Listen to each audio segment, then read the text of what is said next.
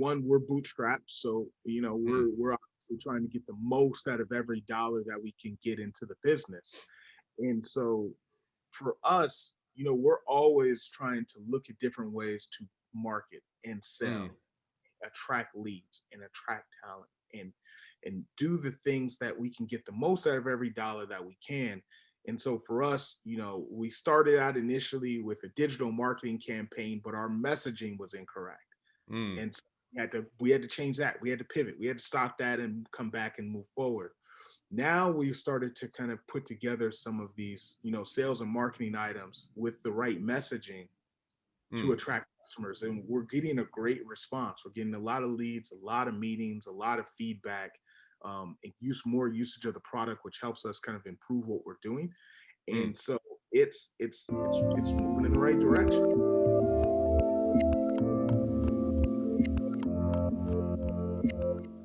Hey everyone, this is Devin Miller here with another episode of the Inventive Journey. I'm your host, Devin Miller, the serial entrepreneur that's grown several startups into 7 and 8 figure businesses, as well as the founder and CEO of Miller IP Law, where he helps startups and small businesses with their patents and trademarks. If you ever need help with yours, just go to strategymeeting.com and grab some time with us to chat.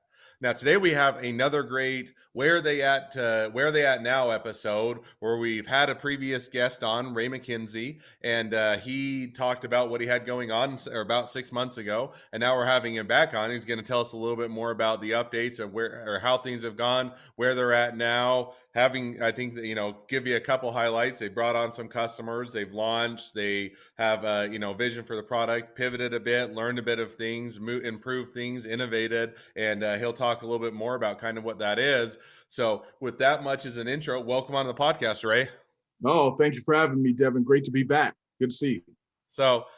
And thank you for coming back on. It's always fun to, one of the things that I always, I love, so people or most people know about me. I'm an avid, love watching Shark Tank. And so Shark Tank is, if I haven't watched every episode, I've pretty close. I think I've watched every episode unless I missed one or two somewhere. But one of the things that they started doing after a while is they started doing where they at now or giving updates, and they're not all that insightful, and it's usually just a form of advertising, but it's still kind of interesting. Oh, they did a deal on Shark Tank and now they're making X amount of money, or they're doing this. And what I wish they would do is also give the ones, hey, these are the deals that didn't work out and these are the ones that fell through, but that's not as fun for them. But I think it's fun to kind of hear where people are at, how things are going, and kind of give that update so you can see, hey, I heard from them once, now let's hear back. So thank you for coming back on. With that in mind, maybe take us back 6 months, kind of give us a refresher just for a minute or two, kind of where you were at 6 months ago, and then walk us through kind of how the last 6 months have gone. Yeah, definitely. So I'd say 6 months ago, it was really just the beginning of our launch, our Hmm. product launch. Interesting enough, I mean, we're starting point. We started the development in late 2019. Hmm. Uh, from there, we launched in late May, early June. So last time, I was on your podcast, we had primarily just launched the platform. So Hmm. there's been quite a bit of growth over the next 6 months. Interesting enough, things have gone relatively well. And so, background for people, starting point is a customer operations and experience platform for professional services companies and teams. Hmm. We focus on professional services companies that are in consulting or agents, specialty agencies, insurance services, financial services, and staffing and recruiting companies. Hmm. And the tool itself is able to be deployed and customized within an hour, and then Hmm. no actions take more than 5 clicks. And with the platform itself, it allows service companies to easily onboard, manage projects, provide service and support, manage their team and task management, and Hmm. then also have visibility into everything that your customers are doing all in one simple tool. So when we talked 6 months ago, to rewind, we had just kind of launched our initial MVP or first module of the platform, Hmm. and that was, our service management, help desk, service desk, support desk part of the platform. Since then, we've rolled out two additional modules on the platform: our performance management module, and then our project management and onboarding module. Hmm. So, our customers really adopted that well. We've got 31 customers so far. We've got significant revenue into the business itself, so things are moving forward. Um, Now, and one thing I thought was interesting when we chatted, just kind of catching up before the podcast, is at least I think according to your words, what you guys had envisioned is really what you guys have done over the last 6 months. I mean, there hasn't been a ton of pivoting or adjusting. It's really just been implementing on what you had envisioned. Is that about right, or am I putting words in your mouth? well, right, and that goes back to kind of our original story, which is we built it for our own consulting firm. Mm, Built it for what I needed in my company. So since I knew what I needed in my company and I had talked to other service-based firms, I knew what they needed. So we needed to stay on that path for the most part. mm, Now, but one of our main challenges and where we've pivoted a lot is really our messaging. mm, Our messaging was one of the most challenging pieces that we needed to settle on. We started out with, focused on service delivery, which was a word that people didn't really understand or get based upon industry.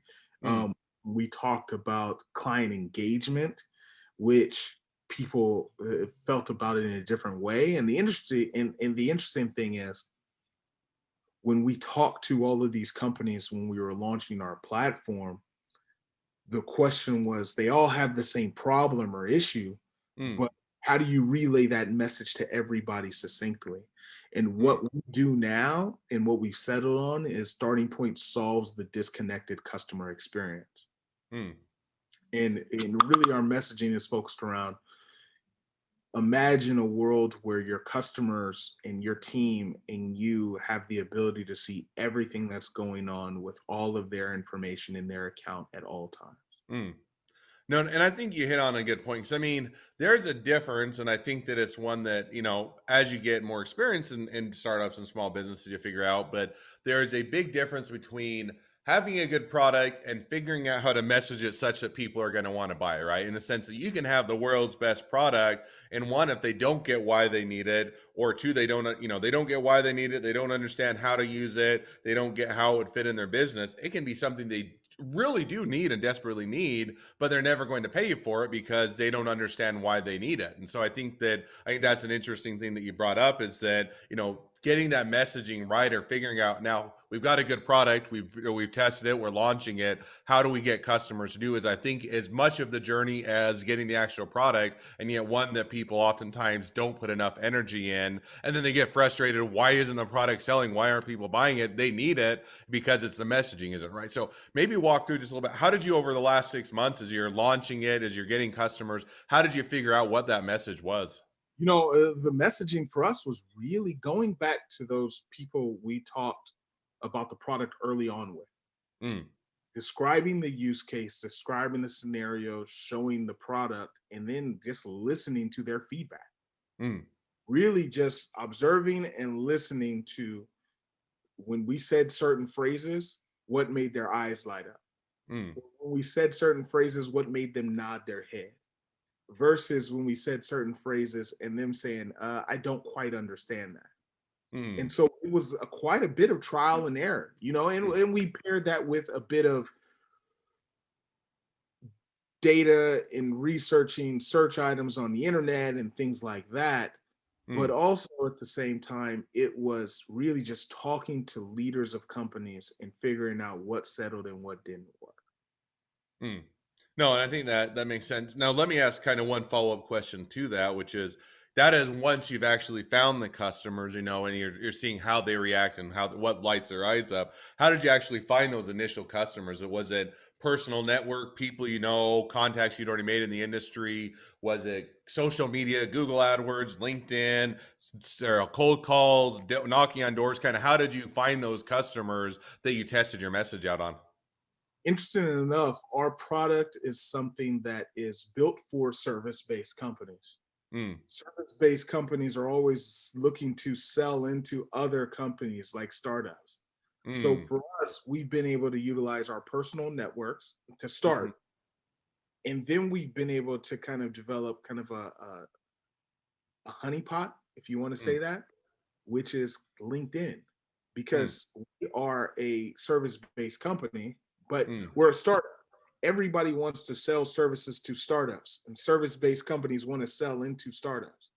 And so for us, all we just needed to do was continue to promote our company on LinkedIn, and service-based companies would reach out to us wanting to sell their services.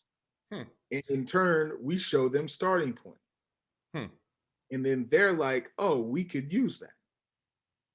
There you So it's go. almost they were pitching you at the same time you were pitching them, and so you're saying, hey, they're looking for service companies like yourself that hey, we can offer you these things. You're saying that sounds great. We'd love to hear about it. And at the same time, would you like to hear about our product? And it was kind of that a win-win a bit where you're providing them with something they need that they may not have been aware of as you're finding out additional things to help build your company. Is that a fair summary?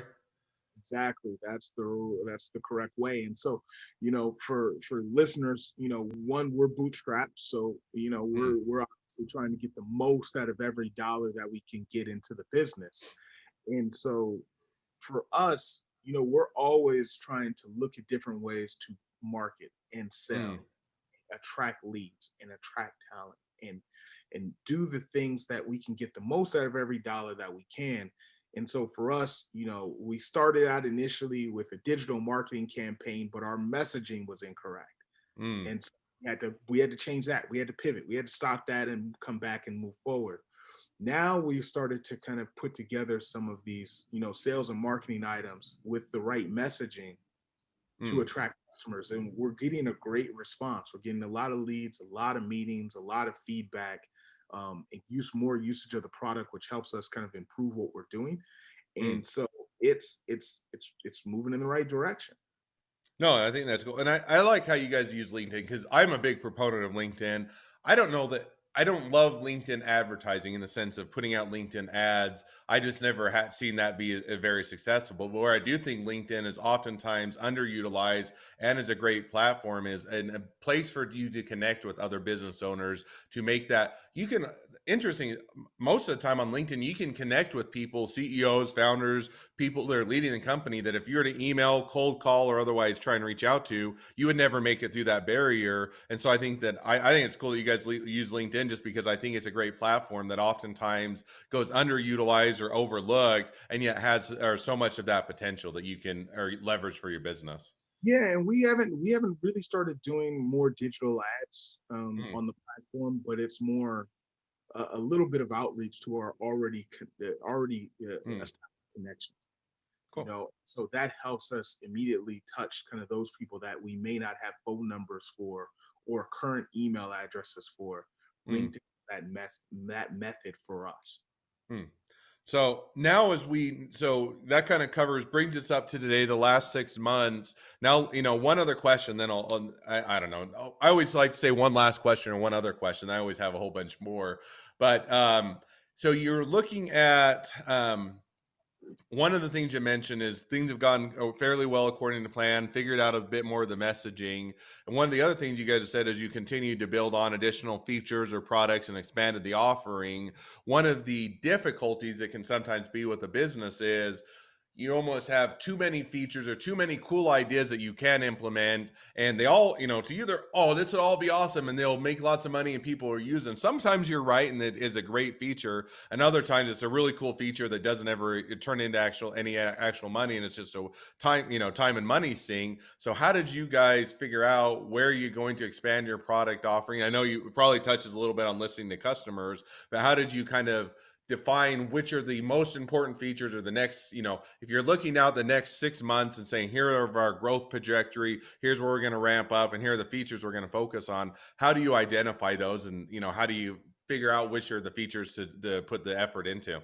Yeah, our goal has always been first and foremost listen to our customers, clients, and prospects. Mm, Best way. Like we've got a roadmap of features that we think are additions to the platform that we think are good. mm, But what we really do is we just listen to our customers and clients, mm, and we just ask them, "Hey, what would you like to have next?" Or what is something that you have a great idea or you could use?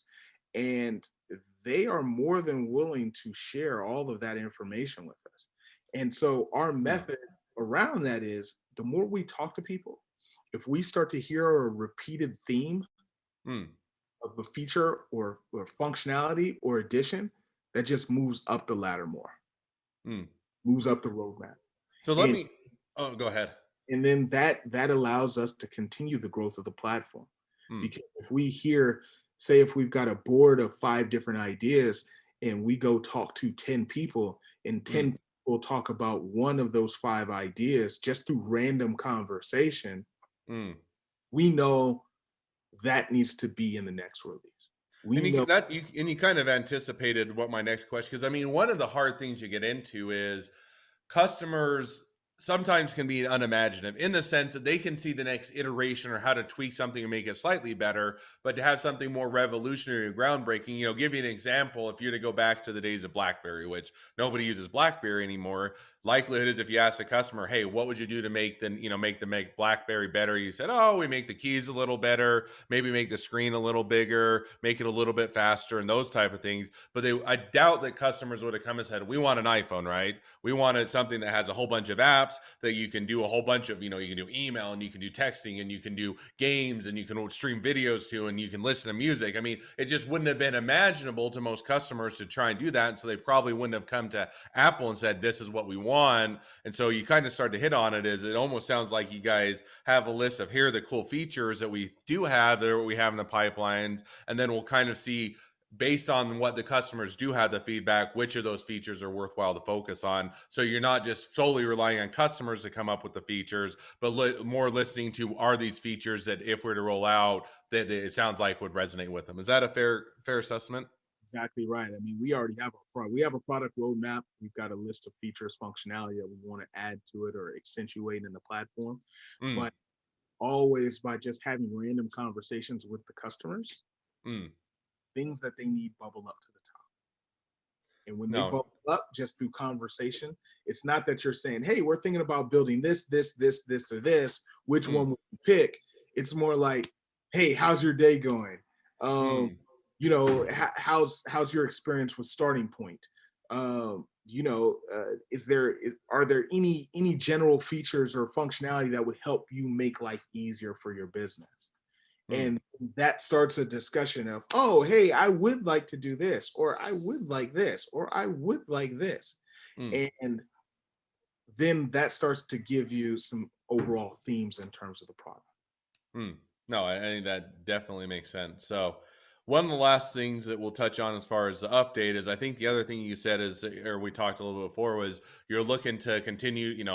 Growth is always a goal for most companies, you guys included. But you're looking to grow the team. I think maybe double it over the next year. In the next in the short term future. When you look at growth, kind of how are you looking to grow the team? Is it just simply bring on more customers, and then you're going to need or team members to support those customers? Is it more of the development side and reinvesting, or kind of, when you look at how you're going to grow your team, kind of what does that look like for you?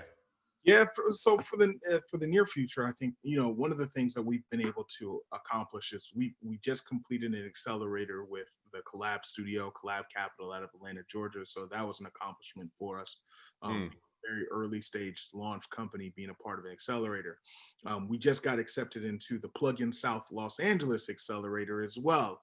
So that's going to be another 3-month program, which is absolutely fantastic for us and kind of will help us kind of refine our business model and growth. mm, For us, kind of what we're focused on now is obviously, continuing to refine our messaging, mm, continuing to improve our product and how it works with our customers, mm, and it makes sense. And then obviously, we want to acquire more and more customers. mm, Those are obviously the big initiatives that we have is kind of sales, marketing, and innovation, and that's really where we're at this point. And so, if you have people listeners want to check us out, it's www.startingpoint.ai, mm, and those are kind of the areas we're moving in. And it's sales, marketing, and innovation, and we're always looking to show the product to people, to get feedback, see what works, see what doesn't work, see what adjustments need. Feedback. We're always willing to accept it, and then we kind of go from there. All right. Well, and you jumped to the one of my next questions was going to be, how do people contact you? And we've already hit on that. So we'll flip it. Usually I ask one question before that. Now we'll ask after, which is the last question. I normally ask on the typical episodes, I'll have my last two questions that I ask, with the where are you at now, I had a bit of a different question, which is, so now knowing what you know now, going through your journey, bringing you up to where you're at today as an entrepreneur, what is your greatest fear? What is the thing that scares you the most or motivates you the most? What's the biggest fear you have? I'd say well, my biggest fear as an entrepreneur would be, things becoming very stagnant. Mm, That's the fear. And because of the way I'm wired, I'm always looking for more challenges, mm, more progress. And so is a, a every day is an ability to be able to do that. mm, Now, when I'm not able to do that, then I'm like, oh my goodness, what's going on? And so, those frustrating time, the lack of movement, the lack of progress, that's what spurs me every day. And so my mm, biggest fear is to get to a point to where progress doesn't happen. mm, Like what can I do to avoid progress not or progress stalling? mm. Um, so that's really what drives me every day. Every single as a startup founder, we're thinking about our product and service 7 days a week. We're thinking about how we can improve our company, and I never want to get to a point to where things can't be a little bit better each day, whether it be 1% or whether it be 5% or 10%. Every day we need to make a little bit more progress in where we're going. No, and I think that that's a good fear, but it's a real fear in the sense that, the thing that separates you from a lot of businesses as a startup or small business is your ability to continue to evolve, to create new things, and to stay ahead of the competition. And once you start to stagnate, you start, is kind of the old cliche term of, if you're not moving, you're dying type of a thing. And if you're not moving forward and becoming better, then your business starts to go on that downward trajectory of, it's just now you're sitting on your laurels, you're not innovating, you're not creating, and you're going to become stagnant and die. So I think that's a certainly get that that's a legitimate fear. Well, you hit on it briefly, but maybe one more time. If people they want to be a customer, they want to be an employee, they want to learn more about you, they want to be your next best friend, any or all of the above. Remind us what's the best way to connect up or to learn more. Yeah, definitely. Best way to reach out is definitely visit our website, www.startingpoint.ai. Mm, And also on the website, request a 14-day trial. So you'll be able to kind of work with our team. We'll work and onboard you onto the platform and walk you through it. So we actually do handhold you mm. for an hour and say, hey, this is how you use Starting Point. So, request a 14-day trial. And then you can also add me on LinkedIn, Raymond McKenzie, and you can find me there. And definitely any feedback, any messaging, it definitely give us feedback as we continue to grow. So I welcome all listeners and messages and comments, and we can go from there. All right. Well, I definitely encourage people to reach out, connect up with you, be a customer, check out your platform, and find out more about you. Well, thanks, Ray. It's been fun to hear the catch up, see where you're at now, how things are going, and we'll have to have you back on again, again in the future, and see how the continued success goes for you. Now, excuse me, got something caught in my throat. If you're a listener, also make sure if you have your own journey to tell, whether it's you're starting out or you want to do a 6 months update, feel free to go to inventiveguest.com and apply to be on the podcast. If you are a listener, also make sure to, one, click subscribe so you hear all of our new awesome episodes as they come out, and two, leave us a review to help other people find the podcast as well. And last but not least, if you ever need help with patents or trademarks, go to strategymeeting.com, grab some time with us to chat, and we're always here to help. Thank you again, Ray. It's been a pleasure. It's been fun, and wish the next leg of your journey even better than the last. Definitely. Thanks a lot, Devin. Thanks for having me on. Great podcast, and definitely stay safe, stay healthy. All right.